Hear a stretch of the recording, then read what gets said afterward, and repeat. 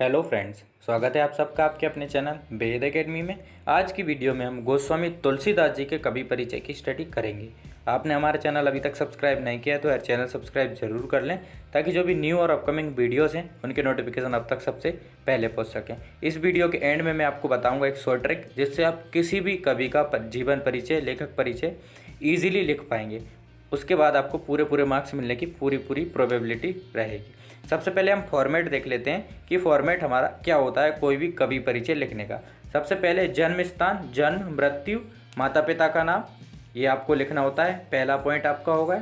दूसरा है आपकी रचनाएं। रचनाएं सबसे ज़्यादा इंपॉर्टेंट पार्ट होता है, आपको ये बात आपके मन में बिठा लेनी है। अगर आप रचनाएं लिख देते हैं सही तो आप ये मानिए आपने 90% काम कर लिया है। उसके बाद साहित्य में स्थान, ये 3 पॉइंट ही आपके बहुत ज़्यादा इंपॉर्टेंट होते हैं। इनके बाद तो इनको तो कोई पढ़ता भी नहीं है, तो एग्जामिनर सिर्फ फोकस करता है पहला जन्म मृत्यु डेट आपने सही लिखी है या नहीं, रचनाएं सही लिखी हैं या नहीं, और साहित्य में स्थान आपने सही लिखा है या नहीं। तो साहित्य में स्थान लिखने की तो मैं आपको एक शॉर्ट ट्रिक बता दूंगा, तो इससे तो आप टेंशन फ्री रहिए। बस आपको रचनाएं प्रॉपर तरीके से याद कर लेनी है। मान लीजिए आप तुलसीदास जी का कवि परिचय लिख रहे हैं तो आप 5 से 6 रचनाएं याद कीजिए। एग्जाम टाइम पे आपको कम से कम 2 तो याद रहेंगी और 2 ही आपको लिखने को आती हैं, तो आपका पूरा काम यहाँ से हो जाता है। अब हम देख लेते हैं गोस्वामी तुलसीदास जी का जीवन परिचय। सबसे पहले जन्म मृत्यु देख लेते हैं उनकी। तो गोस्वामी तुलसीदास जी का जन्म 1532 ईस्वी में बांदा जिले के राजापुर नामक ग्राम में हुआ था। देखिए, ये एग्जैक्ट डेट किसी को भी नहीं पता है कि तुलसीदास जी का जन्म कब हुआ था। जो भी रिलायबल सोर्सेस हैं उनसे मैंने ये डेट ली है, तो अगर आप ये लिख के आएंगे तो आपको मार्क्स मिलेंगे, कोई प्रॉब्लम आपको नहीं होगी। गोस्वामी तुलसीदास जी का जन्म 1532 ईस्वी में बांदा जिले के राजापुर नामक ग्राम में हुआ था। इनके पिताजी का नाम आत्माराम और माता का नाम हुलसी था। इनका विवाह दीनबंधु पाठक की सुंदर कन्या रत्नावली से हुआ था।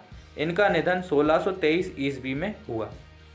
देखिए, 1532 में इनका जन्म हुआ था बांदा जिले के राजापुर नामक गांव में, और 1623 ईस्वी में इनका निधन हो गया।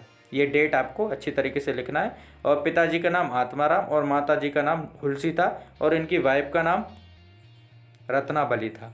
ये हो गया। अब हम दूसरे पॉइंट पर आ जाते हैं, रचनाएं।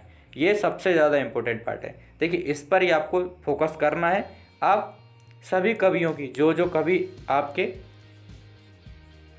बोर्ड के अकॉर्डिंग इम्पोर्टेंट हैं, जिनके पद्य खंड आपको पढ़ने को मिले हैं, उनकी सभी की 4-4, 5-5 रचनाएं आप याद कर लीजिए, क्योंकि एग्जाम टाइम पे आप भूल भी सकते हैं, तो 2 तो कम से कम आपको याद रह जाएंगी, और आपको 2 ही लिखने को आती हैं। तो दोहावली, कवितावली, रामचरितमानस, गीतावली, पार्वती मंगल, विनय पत्रिका, हनुमान बायक। रामचरितमानस ये तो आपको पता ही होगी, गोस्वामी तुलसीदास जी ने रामचरितमानस लिखी थी। उसके बाद दोहावली, कवितावली, पार्वती मंगल, गीतावली, विनय पत्रिका, हनुमान बाग, इनमें से कोई और एक आपको याद रख लेनी है। यहाँ से आपका काम हो जाता है। रचना एक बार और, क्योंकि ये सबसे ज़्यादा इंपॉर्टेंट पार्ट है। गीतावली, कवितावली, रामचरितमानस, दोहावली, पार्वती मंगल, विनय पत्रिका, हनुमान बाग। अब यहाँ से हमारा भाव पक्ष स्टार्ट हो जाता है। भाव पक्ष का पहला पॉइंट है भक्ति भावना। तुलसीदास सगुण भक्ति धारा के अग्रणी कवि थे। उनकी भक्ति में आत्मसमर्पण है। उनका राम ही एकमात्र सहारा है, क्योंकि वह राम भक्ति धारा के सर्वश्रेष्ठ कवि हैं। उसके बाद रस का प्रयोग। तुलसीदास रस सिद्ध कवि हैं।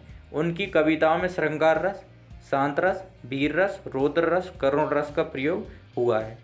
गोस्वामी तुलसीदास रस सिद्ध कवि हैं। उनकी कविताओं में श्रृंगार रस, शांत रस, वीर रस, रौद्र रस, करुण रस का प्रयोग हुआ है। उसके बाद हमारा नेक्स्ट पॉइंट है समन्वयवादी विचार। समन्वयवादी विचार यानी होता है कि समानता उन्होंने दिखाई है, किसी के साथ कोई प्रकार का भेदभाव उन्होंने नहीं किया। तो इनका दृष्टिकोण समन्वयवादी रहा है, यानी कि भेदभाव इन्होंने किसी से नहीं किया। राम भक्त होते हुए भी सभी देवी देवताओं का इन्होंने वर्णन अपना किया है। होते हुए भी सभी देवी देवताओं की वंदना इन्होंने की है, वर्णन इन्होंने किया है अपनी कविताओं में, यानी कि यह समन्वयवादी कवि हैं। इन्होंने सिर्फ राम भक्ति की ही कविताएं नहीं लिखी, उनके साथ साथ जो दूसरे देवी देवता हैं उनके लिए भी कविताएं लिखी हैं। इन्होंने भेदभाव नहीं किया। कला पक्ष है हमारा। कला पक्ष का पहला पॉइंट है भाषा। तो गोस्वामी तुलसीदास जी ने ब्रज भाषा और अवधी भाषा को अपनाया है। कहीं कहीं अरबी, फारसी, भोजपुरी भाषाओं के शब्द भी मिल जाते हैं। देखिए ये जो भी मैंने कवि परिचय लिखा है तुलसीदास जी का, ये मैंने 3-4 बुक से थोड़ा थोड़ा करके लिखा है और सबसे सरल भाषा लिखने की मैंने कोशिश की है। तो आपको ये वीडियो ज़्यादा से ज़्यादा लोगों तक पहुंचानी है, क्योंकि वीडियो बनाने में काफ़ी ज़्यादा मेहनत लगती है। और चैनल भी आपको सब्सक्राइब करके रखना है, ताकि जो भी नई वीडियो हो वो आप उनके नोटिफिकेशन आप तक सबसे पहले पहुंच सके। भाषा हमारी हो गई, उसके बाद है हमारा अलंकारों का प्रयोग। तो इनका अलंकार विधान अनुपम है। इन्होंने उपमा, रूपक, उत्प्रेक्षा अलंकारों का प्रयोग किया है। अगर आप इतना भी लिख के आ सकते हैं कि इन्होंने उपमा अलंकार का प्रयोग किया है, तो भी कोई प्रॉब्लम नहीं होगी। उसके बाद है हमारा शैली। तुलसीदास जी ने अपने समय की सभी शैलियों को प्रयोग किया है। जो उनके समय पर सारी शैलियाँ होती थी उन सबका इन्होंने प्रयोग किया है। प्रबंध, मुक्तक दोनों शैलियों को प्रयोग किया है। दोहा, चौपाई, कवित्त, रवैया, सवैया आदि छंदों का भी इन्होंने प्रयोग किया है। दोहा, चौपाई, कवित्त, सवैया आदि छंदों का प्रयोग किया है। अब आपको कमेंट करके बताना है कि आपको हिंदी ग्रामर पढ़नी है या नहीं। अगर आपको हिंदी ग्रामर पढ़नी है तो कमेंट बॉक्स में आपको कमेंट करके बताना है। मैं प्रॉपर तरीके से हिंदी ग्रामर की सीरीज़ बाय सीरीज़ वीडियो आपके लिए लेकर आ जाऊँगा, अगर आपको पढ़ना है तो। उसके बाद है हमारा साहित्य में स्थान। देखिए वीडियो स्टार्ट होने से पहले मैंने आपको बताया था कि मैं एक शॉर्ट ट्रिक बताऊँगा, जिसके माध्यम से आप किसी भी कवि का साहित्य में स्थान बहुत ही आराम से लिख पाएंगे। तो मान लीजिए आप तुलसीदास जी का ही कवि परिचय लिख रहे हैं। पहली लाइन, हमें पता है कि तुलसीदास राम भक्ति धारा के सर्वश्रेष्ठ कवि हैं, तो हम लिख देंगे तुलसीदास जी राम भक्ति धारा के सर्वश्रेष्ठ कवि हैं। दूसरा, इन्होंने पद्य साहित्य लिखा है, तो आप हिंदी पद्य साहित्य के सर्वश्रेष्ठ कवि हैं। 2 पॉइंट हो गए। तीसरा पॉइंट, हिंदी पद्य साहित्य में आपका स्थान हमेशा सर्वोपरि रहेगा। 3 पॉइंट हो गए। मान लीजिए आपको सूरदास के बारे में लिखना है, तो पहली लाइन आपको लिख देनी है कि सूरदास जी किसके भक्त थे? कृष्ण के, तो आप कृष्ण भक्ति धारा के सर्वश्रेष्ठ कवि हैं। दूसरा, हिंदी पद्य साहित्य में आपका बहुत ज़्यादा योगदान रहा है। तीसरा पॉइंट आपका हो जाएगा, हिंदी पद्य साहित्य में आपका योगदान हमेशा स्मरणीय रहेगा, सर्वोपरि रहेगा। हो गया 3 पॉइंट। आपको कुछ भी याद करने की ज़रूरत नहीं है, बस आप इतना भी लिखेंगे तो आपका साहित्य में स्थान हो जाएगा।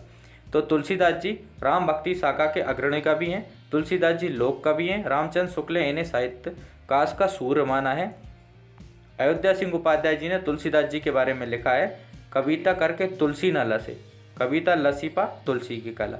यानी कि कविता करके तुलसी जी का उत्थान नहीं हुआ है, कविता का उत्थान हुआ है, तुलसीदास जी ने उसे लिखा है इसलिए। आई होप आपको वीडियो पसंद आई होगी। एंड तक हमारे साथ बने रहने के लिए धन्यवाद।